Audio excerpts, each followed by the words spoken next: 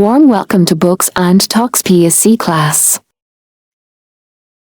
Hello, എല്ലാവർക്കും books and ടോക്സിന്റെ പുതിയൊരു അധ്യായത്തിലേക്ക് സ്വാഗതം. അപ്പോൾ ഇന്ന് നമ്മൾ മോക്ക് ടെസ്റ്റ് ആണ് ഇതിനകത്ത് ഉൾപ്പെടുത്തിയിരിക്കുന്നത്. നിരവധി ടൈമുകൾ PSC ചോദിച്ചിട്ടുള്ളതും ചോദിക്കാൻ സാധ്യതയുമുള്ളതുമായ ഒരു 35 ചോദ്യങ്ങൾ കൃത്യമായിട്ട് നമ്മളിന്ന് പഠിക്കുന്നതായിരിക്കും. അപ്പം നന്നായിട്ട് പഠിക്കുക. ഓരോന്ന് വീതം 3 നേരം കൃത്യമായിട്ട് പഠിക്കുക. ആ ജോലിയില്ലെന്നുള്ള വിഷമങ്ങൾ മാറും. നന്നായിട്ട് പഠിക്കുക, നന്നായിട്ട് പഠിച്ച് പരീക്ഷ എഴുതുക. അപ്പം നമുക്ക് ക്ലാസ്സിലേക്ക് കിടക്കാം. ഓക്കെ, ഒന്നാമത്തെ ചോദ്യം എന്ന് പറയുന്നത് യൂറോപ്പിൽ ശാസ്ത്ര രംഗത്തുണ്ടായ കണ്ടുപിടുത്തങ്ങളെ അറിയപ്പെടുന്നത്. യൂറോപ്പിൽ ശാസ്ത്ര രംഗത്തുണ്ടായ കണ്ടുപിടുത്തങ്ങൾ അറിയപ്പെടുന്ന ഏത് പേരിലാണ്? അറിയാവോ ആർക്കെങ്കിലും?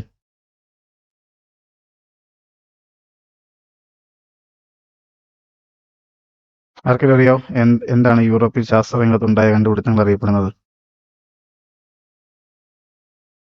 ഓപ്ഷൻ ബി ആണ് ഉത്തരം കേട്ടോ. ജ്ഞാനോദയമാണ്. ഓപ്ഷൻ ബി ആണ് ഉത്തരം. ഓക്കെ, രണ്ടാമത്തെ ചോദ്യത്തിലേക്ക് പോകാം. പട്ടിക 1, പട്ടിക 2 എന്നിവ പരിശോധിച്ച് അനുയോജ്യമായ ക്രമപ്പെടുത്തിയത് കണ്ടെത്തുക. ഓക്കെ, പട്ടിക 1, പട്ടിക 2 എന്നിവ പരിശോധിച്ച് അനുയോജ്യമായ രീതിയിൽ ക്രമപ്പെടുത്തണം. അപ്പം ഇവിടെ പട്ടിക 1 എന്തൊക്കെയാ പറഞ്ഞിരിക്കുന്നത് നോക്കാം. പട്ടിക 1 ഞാനാണ് രാഷ്ട്രം, അല്ലേ? ഒന്നാമത്തെ ഞാനാണ് രാഷ്ട്രം എന്ന് പറഞ്ഞിട്ടുണ്ട്.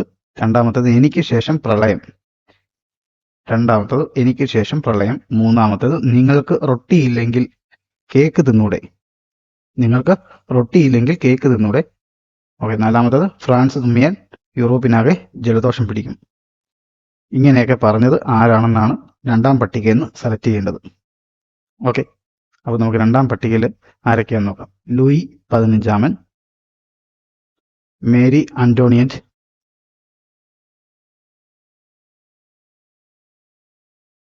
രണ്ടാം പട്ടികയിൽ സി പറഞ്ഞേക്കുന്നത് മെറ്റേർനിക്ക്, രണ്ടാം പട്ടിക ഡി പറഞ്ഞേക്കുന്നത് ലൂയി 14. ഇത്രയും പേരെയാണ് പട്ടികയിൽ പറഞ്ഞിരിക്കുന്നത്. ഇത്രയും കാര്യങ്ങളാണ് പട്ടികയിൽ പറഞ്ഞിരിക്കുന്നത്. ഇതിനകത്ത് ആൻസർ ഏതാണ് കണ്ടുപിടിക്കുക. ഓക്കെ, ഇതിനകത്ത് ഞാനാണ് രാഷ്ട്രം എന്ന് പറഞ്ഞ ആരാ? ലൂയി 14 കേട്ടോ. ലൂയി 14 ഞാനാണ് രാഷ്ട്രം എന്ന് പറഞ്ഞത്. രണ്ടാമത്തേത് എനിക്ക് ശേഷം പ്രളയം എന്ന് പറഞ്ഞ ആരാ? എനിക്ക് ശേഷം പ്രളയം ലൂയി 15. ലൂയി 15 എനിക്ക് ശേഷം പ്രളയം എന്ന് പറഞ്ഞത്. ഓക്കെ, മൂന്നാമത്തത് നിങ്ങൾക്ക് റൊട്ടിയില്ലെങ്കിൽ എന്താ കേക്ക് തിന്നൂടെ എന്ന് പറഞ്ഞ ആരാ? മേരി ആന്റോയിനറ്റ് ആണ് നിങ്ങൾക്ക് റൊട്ടിയില്ലെങ്കിൽ കേക്ക് തിന്നൂടെ എന്ന് പറഞ്ഞത്. ഫ്രാൻസ് തുമ്മിയാൽ യൂറോപ്പിനാകെ ജലദോഷം പിടിക്കും എന്ന് പറഞ്ഞാരാ? മെറ്റേർനിക്ക് ആണ് ഫ്രാൻസ് തുമ്മിയാൽ യൂറോപ്പിനാകെ ജലദോഷം എന്ന് പറഞ്ഞത്. ഓപ്ഷൻ ഏത് വരും? ഓപ്ഷൻ എ വരുമോ, ബി വരുമോ, സി വരുമോ, ഡി വരുമോ? ഓപ്ഷൻ ഡി ആണ് ആൻസർ, അല്ലേ? ഓപ്ഷൻ ഡി ആണ് ആൻസർ. അടുത്ത മൂന്നാമത്തെ ചോദ്യം. പ്രാതിനിധ്യമില്ലാതെ നികുതിയില്ല എന്ന മുദ്രാവാക്യം ഏത് സമരവുമായി ബന്ധപ്പെട്ടിരിക്കുന്നു? പ്രാതിനിധ്യമില്ലാതെ നികുതിയില്ല എന്ന മുദ്രാവാക്യം ഏത് സമരവുമായി ബന്ധപ്പെട്ടിരിക്കുന്നു? അമേരിക്കൻ വിപ്ലവമാണോ, ചൈനീസ് വിപ്ലവമാണോ, റഷ്യൻ വിപ്ലവമാണോ, ഫ്രഞ്ച് വിപ്ലവമാണോ? അമേരിക്കൻ വിപ്ലവം, അല്ലേ? അമേരിക്കൻ വിപ്ലവമാണ് ആൻസർ. ക്രിസ്റ്റഫർ കൊളംബസ്, നാലാമത്തെ ചോദ്യം. ക്രിസ്റ്റഫർ കൊളംബസ് ഏത് ഗവൺമെന്റിന്റെ നാവികൻ ആയിരുന്നു?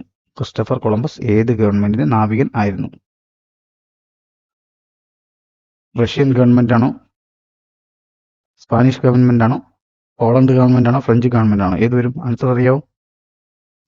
ഓപ്ഷൻ ബി ആണ് കേട്ടോ. ഓപ്ഷൻ ബി ആണ് ആൻസർ. ഏതാണ്? സ്പാനിഷ് ഗവൺമെന്റിന്റെ നാവികനായിരുന്നു ക്രിസ്റ്റഫർ കൊളംബസ്. അഞ്ചാമത്തെ ചോദ്യത്തിലേക്ക് പോകും. ചുവടെ തന്നിരിക്കുന്ന സംഭവങ്ങളെ കാലഗണനക്രമത്തിൽ എഴുതുക. എ, ജനകീയ ചൈന റിപ്പബ്ലിക്കിന്റെ രൂപീകരണം. B, long March. C, boxer കലാപം. ഡി, സണ്ണി ആൻസിന്റെ നേതൃത്വത്തിൽ നടന്ന വിപ്ലവം. ഇതിനകത്ത് ചുവടെ തന്നിരിക്കുന്ന സംഭവങ്ങളെ കാലഗണനാ ക്രമത്തിൽ എഴുതാനാണ് പറഞ്ഞേക്കുന്നത്.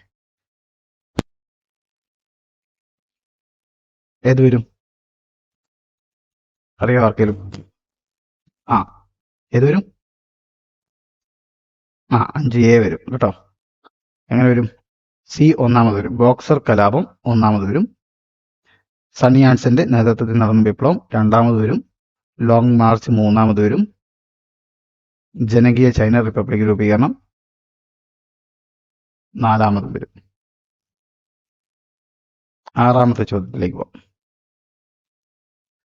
മനുഷ്യന് ചില മൗലിക അവകാശങ്ങളുണ്ട്. അതിനെ ഹനിക്കുവാൻ ഒരു ഗവൺമെന്റിനും അവകാശമില്ല. ഇത് ആരുടെ വാക്കുകളാണ്? മനുഷ്യന് ചില മൗലിക അവകാശങ്ങളുണ്ട്. അതിനെ ഹനിക്കുവാൻ ഒരു ഗവൺമെന്റിനും അവകാശമില്ല. ഇത് ആരുടെ വാക്കുകളാണ്? തോമസ് പെയിൻ ആണോ, ജോർജ് വാഷിംഗ്ടൺ ആണോ, ജോൺ ലോക്ക് ആണോ, ക്രിസ്റ്റഫർ കൊളംബസ് ആണോ? ഓപ്ഷൻ സി ആണ്. ജോൺ ലോക്ക് ആണ് മനുഷ്യന് ചില മൗലിക അവകാശങ്ങളുണ്ട്. അതിനെ ഹനിക്കാൻ ഒരു ഗവൺമെന്റിനും അവകാശമില്ല എന്ന് പറഞ്ഞത്. John Locke. ഓക്കെ. ഏഴാമത്തെ ചോദ്യം. ഒന്നാം കോണ്ടിനെന്റൽ കോൺഗ്രസ് സമ്മേളനം ഏതു വർഷമായിരുന്നു നടന്നത്? ഒന്നാം കോണ്ടിനെന്റൽ കോൺഗ്രസ് സമ്മേളനം ഏതു വർഷമായിരുന്നു നടന്നത്? ഓപ്ഷൻ എ ആണോ, ബി ആണോ, സി ആണോ, ഡി ആണോ? ഒന്നാം കോണ്ടിനെന്റൽ നടന്ന വർഷം 1774. 1774 ഒന്നാം കോണ്ടിനെന്റൽ കോൺഗ്രസ് സമ്മേളനം നടന്നത്. ഓക്കെ. എട്ടാമത്തെ ക്വസ്റ്റ്യൻ. യൂറോപ്യൻ കോളനി വാഴ്ചയിൽ നിന്ന് മോചനം നേടിയ ലാറ്റിൻ അമേരിക്കൻ രാഷ്ട്രമല്ലാത്തത് ഏതാണെന്നാണ് ഇതിനകത്ത് ഓപ്ഷൻ എന്ന് നമ്മൾ പറയണം. ഏതൊക്കെയാണെന്ന് നമുക്ക് നോക്കാം. യൂറോപ്യൻ കോളനി വാഴ്ചയിൽ നിന്നും മോചനം നേടിയ ലാറ്റിൻ അമേരിക്കൻ രാഷ്ട്രമല്ലാത്തത് ഏതാണെന്നാണ് ഈ ഓപ്ഷനിൽ ഏതാ അല്ലാത്തതെന്നാണ് നമ്മൾ കണ്ടുപിടിക്കേണ്ടത്. മെക്സിക്കോ ആണോ, കൊളംബിയ ആണോ, ഇക്വഡോർ ആണോ, പെറു ആണോ, ബ്രസീൽ ആണോ, പനാമയാണോ എന്നാണ് ചോദിച്ചിരിക്കുന്നത്. എട്ടാമത്തെ ക്വസ്റ്റ്യൻ ആണ്. ഏത് വരും?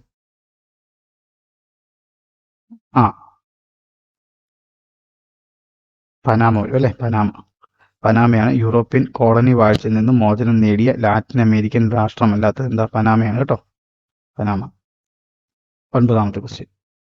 രണ്ടാം കോണ്ടിനെന്റൽ സമ്മേളനത്തിൽ ഒമ്പതാമത്തെ ക്വസ്റ്റ്യൻ. രണ്ടാം കോണ്ടിനെന്റൽ സമ്മേളനത്തിൽ സൈനിക തലവനായി തിരഞ്ഞെടുക്കപ്പെട്ട വ്യക്തി.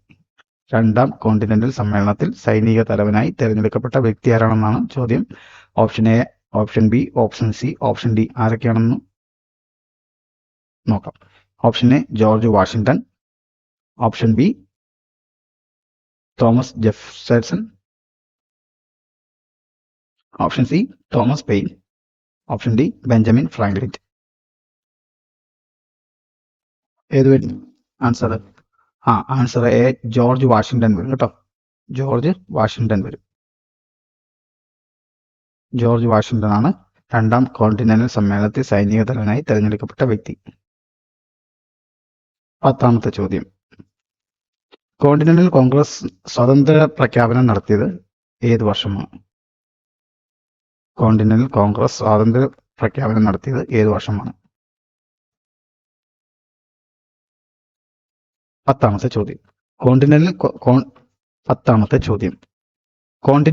കോൺഗ്രസ് സ്വാതന്ത്ര്യ പ്രഖ്യാപനം നടത്തിയത് ഏത് വർഷമാണ്? കോണ്ടിനെന്റൽ കോൺഗ്രസ് സ്വാതന്ത്ര്യ പ്രഖ്യാപനം നടത്തിയ ഏത് വർഷമാണ്? ഓപ്ഷൻ എ ആണോ, ബി ആണോ, സി ആണോ, ഡി ആണോ? ഓപ്ഷൻ എ 1776 ജൂലൈ 14 ആണോ? ഓപ്ഷൻ ബി 1776 ജൂലൈ 10 ആണോ? ഓപ്ഷൻ സി 1776 ജൂലൈ 4 ആണോ? ഓപ്ഷൻ ഡി 1776 ജൂലൈ 24 ആണോ? കോണ്ടിനെന്റൽ കോൺഗ്രസ് സ്വാതന്ത്ര്യ പ്രഖ്യാപനം നടത്തിയത് സി വരും. ഏതാണ്? 1776 ജൂലൈ 4 ആണ് ആൻസർ. ഓക്കെ. 11ാമത്തെ ക്വസ്റ്റ്യൻ. അമേരിക്കൻ സ്വാതന്ത്ര്യ സമരം പിൽക്കാല ലോക ചരിത്രത്തെ സ്വാധീനിച്ചിട്ടുണ്ട്. തെറ്റായ പ്രസ്താവന തിരഞ്ഞെടുക്കുക. ഓപ്ഷൻ എ മനുഷ്യാവകാശ പ്രവർത്തനങ്ങൾക്ക് മാതൃകയായി. ഓപ്ഷൻ ബി റിപ്പബ്ലിക്കൻ ഭരണഘടന. ഓപ്ഷൻ സി എഴുതപ്പെട്ട ഭരണഘടന. ഓപ്ഷൻ ഡി ഫെഡറൽ രാഷ്ട്രം. ഓപ്ഷൻ ഇ ഫാക്ടറികൾ, ബാങ്കുകൾ, ഗതാഗത സൗകര്യങ്ങൾ, വിദേശ വ്യാപാരം എന്നിവ പൊതു ഉടമസ്ഥതയിലാക്കി. ഫാക്ടറികൾ, ബാങ്കുകൾ, ഗതാഗത സൗകര്യങ്ങൾ, വിദേശ വ്യാപാരം എന്നിവ പൊതു ഉടമസ്ഥതയിലാക്കി. ഓപ്ഷൻ എ ആണോ, ബി ആണോ, സി ആണോ, ഡി ആണോ, ഇ ആണോ? അമേരിക്കൻ സ്വാതന്ത്ര്യ സമരം പിൽക്കാലത്ത് ലോക ചരിത്രത്തെ സ്വാധീനിച്ചിട്ടുണ്ട്. തെറ്റായ പ്രസ്താവന തിരഞ്ഞെടുക്കുക. ഓപ്ഷൻ ഇ ആണ് കേട്ടോ. ഇതാണ് തെറ്റായ പ്രസ്താവന. അപ്പോൾ ശരിയായ പ്രസ്താവന ഏതൊക്കെയാ? മനുഷ്യാവകാശ പ്രവർത്തനങ്ങൾക്ക് മാതൃകയായി, റിപ്പബ്ലിക്കൻ ഭരണഘടന, എഴുതപ്പെട്ട ഭരണഘടന, ഫെഡറൽ രാഷ്ട്രം, അല്ലേ? അപ്പോൾ അതൊക്കെ ശരിയാണ്. തെറ്റായത് ഫാക്ടറികൾ, ബാങ്കുകൾ, ഗതാഗത സൗകര്യങ്ങൾ, വിദേശ വ്യാപാരം എന്നിവ പൊതു ഉടമസ്ഥയിലാക്കി ഫാക്ടറികൾ, ബാങ്കുകൾ, ഗതാഗത സൗകര്യങ്ങൾ, വിദേശ വ്യാപാരം എന്നിവ പൊതു ഉടമസ്ഥയിലാക്കി എന്ന് പറയുന്നതാണ് തെറ്റ്. ഓക്കെ. 12ാമത്തെ ചോദ്യം. പാരീസ് ഉടമ്പടി ഒപ്പുവെച്ച വർഷം. പാരീസ് ഉടമ്പടി ഒപ്പുവെച്ച വർഷം എന്നാണ്? 1777 ആണോ, 1780 ആണോ, 1775 ആണോ, 1723 ആണോ? ഉത്തരം ഡി ആണ്, 1783. പാരീസ് ഉടമ്പടി ഒപ്പുവെച്ച വർഷമാണ് 1783. 13ാമത്തെ ചോദ്യം. അമേരിക്കയിലെ ആദ്യത്തെ പ്രസിഡന്റ് ആരാണ്? അമേരിക്കയിലെ ആദ്യത്തെ പ്രസിഡന്റ് ആരാണ്? അറിയായിരിക്കുമല്ലോ, ഒരുമാതിരിപ്പെട്ടവർക്ക് എല്ലാവർക്കും അറിയായിരിക്കുമല്ലോ. അമേരിക്കൻ പ്രസിഡന്റ്, ആദ്യത്തെ പ്രസിഡന്റ് ആരാ? ജോർജ് വാഷിംഗ്ടൺ ആണ്. ജോർജ് വാഷിംഗ്ടൺ ആണ് അമേരിക്കയിലെ ആദ്യത്തെ പ്രസിഡന്റ്. 14ാമത്തെ ചോദ്യം. ഫ്രാൻസിൽ തൈലെ എന്ന നികുതി സർക്കാരിന് നൽകിയത് ഏത് എസ്റ്റേറ്റ് ആയിരുന്നു? ഫ്രാൻസിൽ തൈലെ എന്ന നികുതി സർക്കാരിന് നൽകിയത് ഏത് എസ്റ്റേറ്റ് ആയിരുന്നു? എ, 1ാം എസ്റ്റേറ്റ് പുരോഹിതന്മാർ, 2ാം എസ്റ്റേറ്റ് പ്രഭുക്കന്മാർ, 3ാം എസ്റ്റേറ്റ് മധ്യവർഗം ഉദ്യോഗസ്ഥർ, 4ാം എസ്റ്റേറ്റ് കർഷകർ. ഇവരിലാരായിരുന്നു? ഫ്രാൻസിലെ തൈല എന്ന നികുതി സർക്കാരിന് നൽകിയത് ഏത് എസ്റ്റേറ്റുകാരായിരുന്നു? 3ാം എസ്റ്റേറ്റ് മധ്യവർഗം ഉദ്യോഗസ്ഥർ എന്നുള്ളവരാണ് കേട്ടോ. 3ാം എസ്റ്റേറ്റ് ആണ് ഫ്രാൻസിലെ തൈല എന്ന നികുതി സർക്കാരിന് നൽകിയത്. ഓക്കെ, മധ്യവർഗം ഉദ്യോഗസ്ഥർ. ഓപ്ഷൻ സി ആണ് ആൻസർ. 15ാമത്തെ ചോദ്യം. ഫ്രഞ്ച് സമൂഹത്തിലെ 1ാം എസ്റ്റേറ്റ് ഏതാണ്? ഫ്രഞ്ച് സമൂഹത്തിലെ 1ാം എസ്റ്റേറ്റ് ഏതാണ്? ഓപ്ഷൻ എ പ്രഭുക്കന്മാർ, ഓപ്ഷൻ ബി പുരോഹിതർ, ഓപ്ഷൻ സി ബാങ്കർമാർ, ഓപ്ഷൻ ഡി കച്ചവടക്കാർ. ഫ്രഞ്ച് സമൂഹത്തിലെ 1ാം എസ്റ്റേറ്റ് എന്ന് അറിയപ്പെടുന്നത് ഏതാണ്?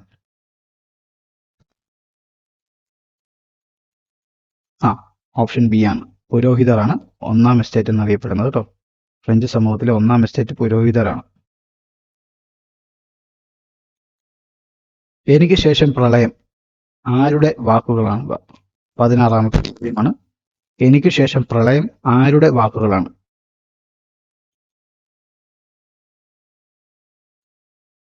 റൂസോയാണോ, ലൂയി 14-ആണോ, ലൂയി 15-ആണോ, മേരി ആന്റോണിയന്റ് ആണോ?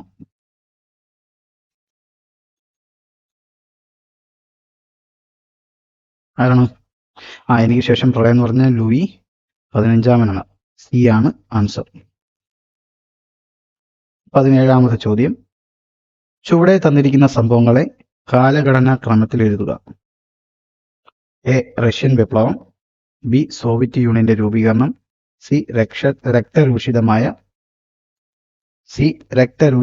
ഞായറാഴ്ച, ഡി, റഷ്യ ജപ്പാൻ യുദ്ധം. ഏതൊരു ആൻസർ അറിയാവോ? ചുവടെ തന്നിരിക്കുന്ന സംഭവങ്ങളെ കാലഗണനാ ക്രമത്തിൽ എഴുതുക. ഓപ്ഷൻ എ റഷ്യൻ വിപ്ലവം, ഓപ്ഷൻ ബി സോവിയറ്റ് യൂണിയൻ രൂപീകരണം, ഓപ്ഷൻ സി രക്തരൂഷിതമായ ഞായറാഴ്ച, ഓപ്ഷൻ ഡി റഷ്യ ജപ്പാൻ യുദ്ധം.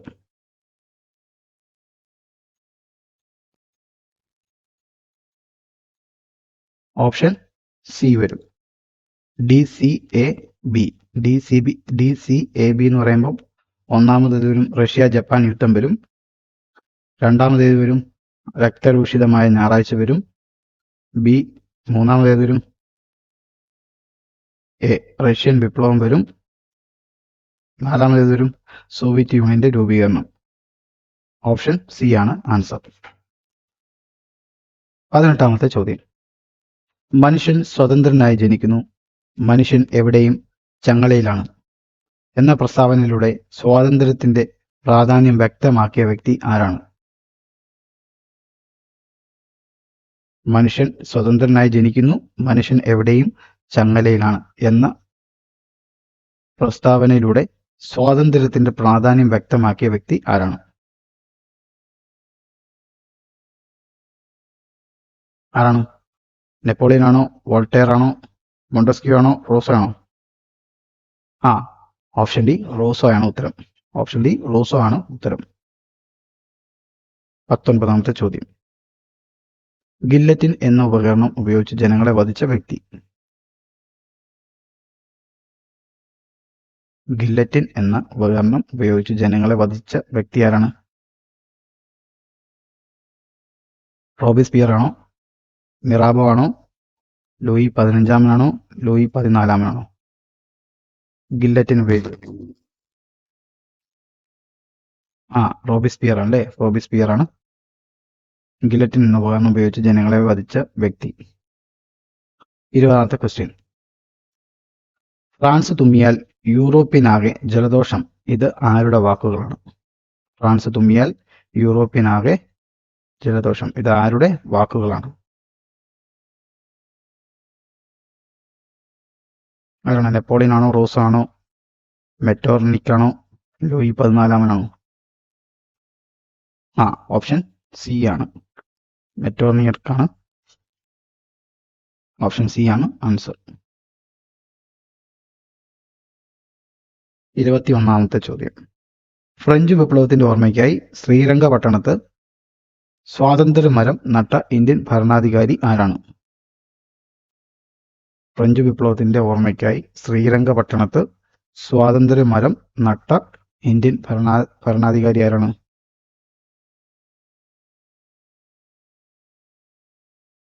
അറിയാവോ? ബാബർ ആണോ, ടിപ്പു സുൽത്താൻ ആണോ, അക്ബർ ആണോ, ജഹാംഗീർ ആണോ? ഓപ്ഷൻ ബി ടിപ്പു സുൽത്താൻ ആണ് ആൻസർ.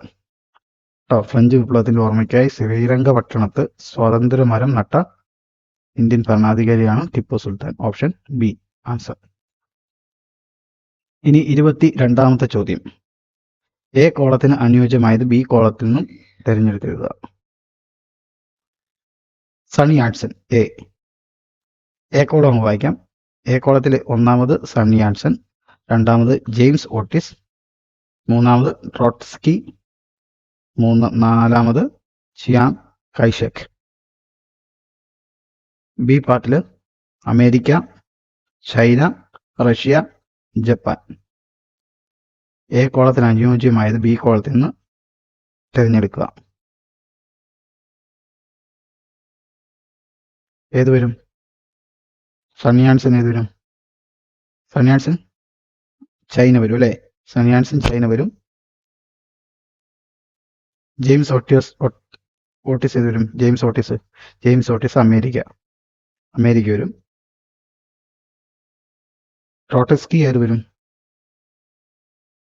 റഷ്യ വരും അല്ലേ?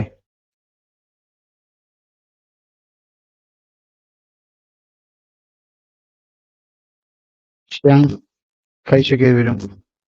ജപ്പാനാണ് വരുന്നത്. ഈ ആൻസറിനകത്ത് ഒരു ചെറിയ മിസ്റ്റേക്ക് ഉണ്ട്, ജപ്പാനാണ് വരുന്നത്.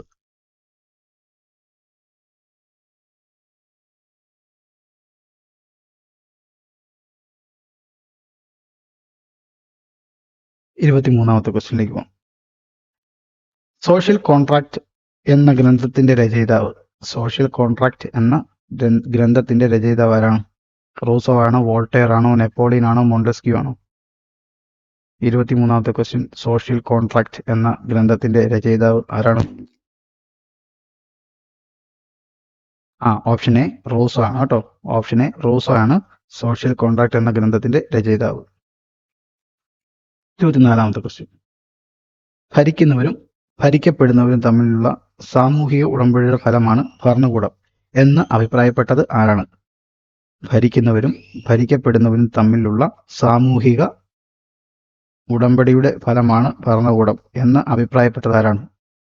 വോൾട്ടയർ ആണോ, നെപ്പോളിയൻ ആണോ, ജോർജ് വാഷിംഗ്ടൺ ആണോ, റൂസോ ആണോ? ഭരിക്കുന്നവരും ഭരിക്കപ്പെടുന്നവരും തമ്മിലുള്ള സാമൂഹിക ഉടമ്പടിയുടെ ഫലമാണ് ഭരണകൂടം എന്ന് പറഞ്ഞത് ആരാണ്? ഓപ്ഷൻ ഡി ആണ്, റോസോ ആണ് പറഞ്ഞത്. Option D.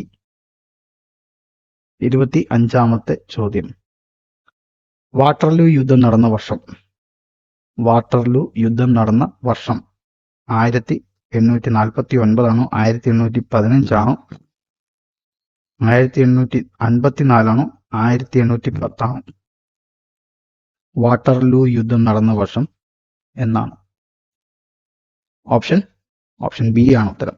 1815 ആണ് വാട്ടർലൂ യുദ്ധം നടന്ന വർഷം 1815. 26-ാമത്തെ ചോദ്യം. രാഷ്ട്രീയ അവകാശങ്ങളും സാമ്പത്തിക പരിഷ്കാരങ്ങളും ആവശ്യപ്പെട്ട് തൊഴിലാളികൾ പെട്രാക്ക് എന്ന സ്ഥലത്ത് സമ്മേളിച്ചത് എന്ന്? രാഷ്ട്രീയ അവകാശങ്ങളും സാമ്പത്തിക പരിഷ്കാരങ്ങളും ആവശ്യപ്പെട്ട് തൊഴിലാളികൾ പെട്രാക്ക് എന്ന സ്ഥലത്ത് സമ്മേളിച്ചത് ഏത് വർഷമാണെന്നാണ് ചോദ്യം. 1905 ജനുവരി 35, 1905 ജനുവരി 12, 1905 ജനുവരി 15, 1905 ജനുവരി 9. ഏത് വരും? 1905 ജനുവരി 9-നാണ് രാഷ്ട്രീയ അവകാശങ്ങളും സാമ്പത്തിക പരിഷ്കാരങ്ങളും ആവശ്യപ്പെട്ട് തൊഴിലാളികൾ പെട്രാക്ക് എന്ന സ്ഥലത്ത് സമ്മേളിച്ചത്. 27-ാമത്തെ ചോദ്യം.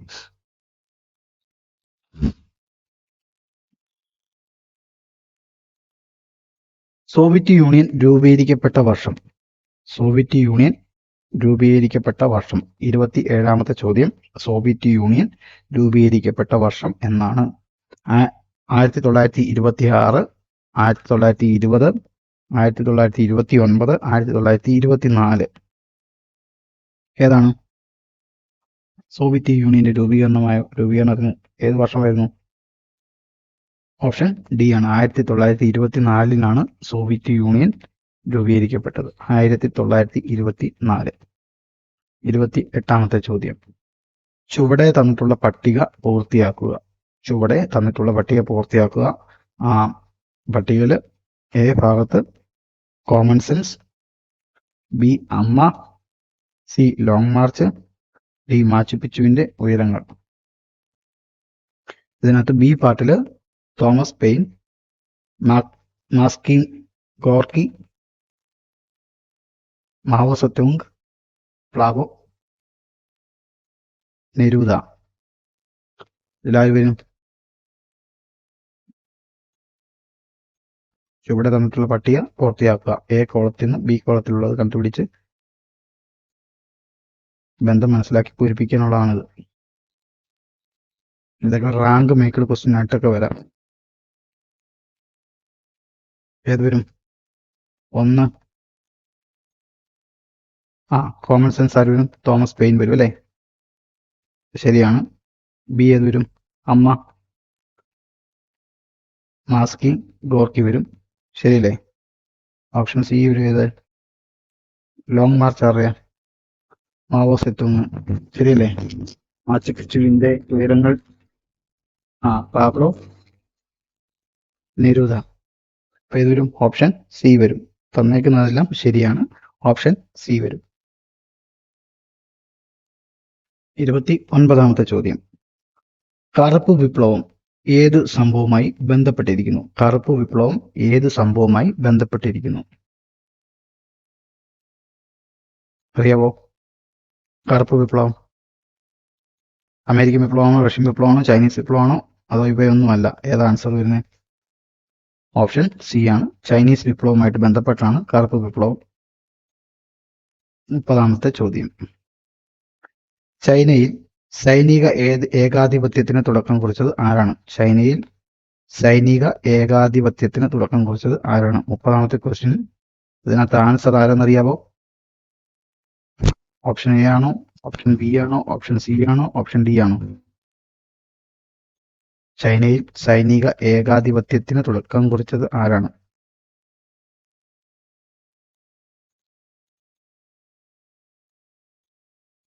ഓപ്ഷൻ ഡി ആണ്. ചിയങ് കൈഷേക്കാണ്. ചിയങ് കൈഷേക്കാണ് ചൈനയിൽ സൈനിക ഏകാധിപത്യത്തിന് തുടക്കം കുറിച്ചത്. 31-ാമത്തെ ചോദ്യം. ചൈനയിൽ 1934 ലോങ് മാർച്ച് നടത്തിയത് ആരുടെ നേതൃത്വത്തിലാണ്? 1934 ചൈനയിൽ ലോങ് മാർച്ച് നടത്തിയത് ആരുടെ നേതൃത്വത്തിലാണ്? അറിയാമോ? ഓപ്ഷൻ എ ആണോ, ബി ആണോ, സി ആണോ, ഡി ആണോ?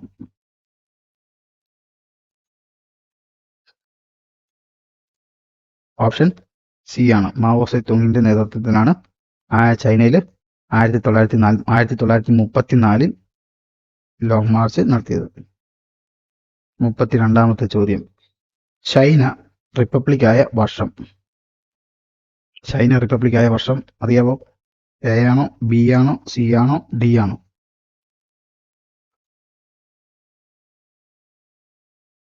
ഓപ്ഷൻ ഡി ആണ്. 1949 ഒക്ടോബർ 1. 1949 ഒക്ടോബർ 1 ചൈന റിപ്പബ്ലിക് ആയത്.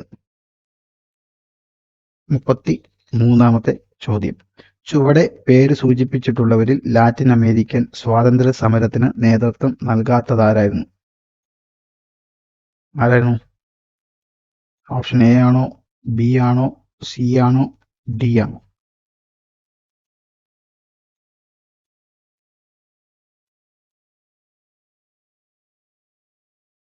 ഓപ്ഷൻ സി ആണ്. അലക്സാണ്ടർ കെരൻസ്കിഡി. അലക്സാണ്ടർ കെരൻസ്കിഡിയാണ് ലാറ്റിൻ അമേരിക്കൻ സ്വാതന്ത്ര്യത്തിന് നേതൃത്വം നൽകാത്തത്.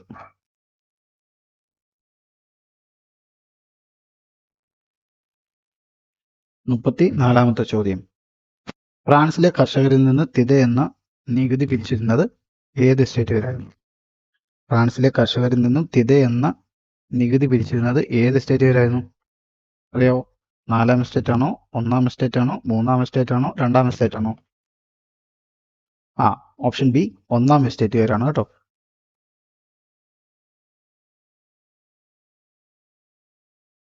പുരോഹിതരാണ് 1ാം സ്റ്റേറ്റിലാണ്. 1ാം സ്റ്റേറ്റുകാർ ബി ആണ് ആൻസർ. 35ാമത്തെ ചോദ്യം.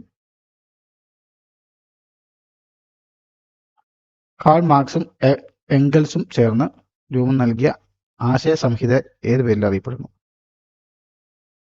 കാൾ മാർക്സും എംഗൽസും ചേർന്ന് രൂപം നൽകിയ ആശയ സംഹിതയ്ക്ക് ഏത് പേരിൽ അറിയപ്പെടുന്നു?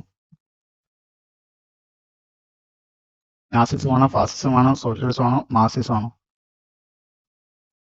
ഓപ്ഷൻ ഡി മാർക്സിസമാണ് അല്ലേ? മാർക്സിസമാണ് ആൻസർ. ഓക്കെ, അപ്പോൾ ഇത്രയും ചോദ്യങ്ങളാണ് ഇതിനകത്ത് ഉൾപ്പെടുത്തിയിരിക്കുന്നത്. അപ്പം നന്നായിട്ട് പഠിക്കുക.